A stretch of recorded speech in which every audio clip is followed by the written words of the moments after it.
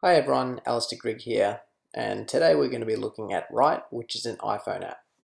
It's a note-taking app, and I've got a personal interest in reviewing it because I haven't found a note-taking app that I've fallen in love with yet. I don't know if that's because I'm particularly picky or if the Write app just hasn't been designed yet, but I've heard some good things about Write, so let's have a closer look at its features and you can make up your own mind. One of the things that Write does when you open it up is it creates a new note for you. This might seem intuitive at first, but it's not entirely, because it's very possible and perhaps even more likely that you want to access your existing notes. So let's go back to the main menu by swiping left and we'll select my notes folder. This is all synchronized with Dropbox, by the way, so I can access my notes externally to this application. An intuitive feature of this application is that you can hold down on a note in order to preview it, just like I'm doing here. This is quite handy and is something that's pretty unique from all the notes apps that I've seen. To select a note, you simply tap on it. Editing a note is pretty straightforward, and as you would expect, just inserting some text here, just like you assume that you would.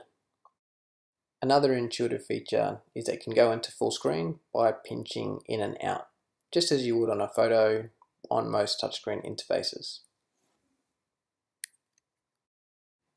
Another feature of this app is that you can pull down to delete or pull down to save a note.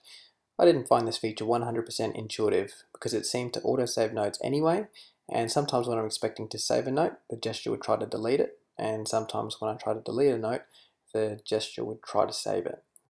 Even in this demonstration where I've clearly modified the note, and so I would assume the swipe down should try to save it, it looks like it would try to delete the note if I swipe down any further, so I won't. Another feature we'll look at is if you long press with two fingers on a note, it brings up some features such as toggle between night mode, change font and brightness. This is handy, but holding the two fingers down to bring up the specific menu isn't necessarily intuitive. Probably the most bizarre feature has to do with the little circle located above the keyboard. This is supposed to be like a trackpad on a computer, but why it's been implemented is beyond me. First of all, who actually ever liked using a physical trackpad in the first place? And secondly, why would you use this to navigate around the note when you could simply use your finger on a touchscreen? I'm definitely not a fan of this feature. Okay, if you pull the screen left whilst in a note, you get some handy sharing options, which is one of the better things about this app. Sharing options include anything from Dropbox, SMS, plain text notes, through to third-party apps. So, what are my thoughts overall? It's an app that tries to make use of gestures but doesn't implement them in the best manner. Whilst the app shows promise and has some good features, overall I didn't find the user interface top-notch and it certainly wasn't 100% intuitive. Thanks for listening and goodbye until next time.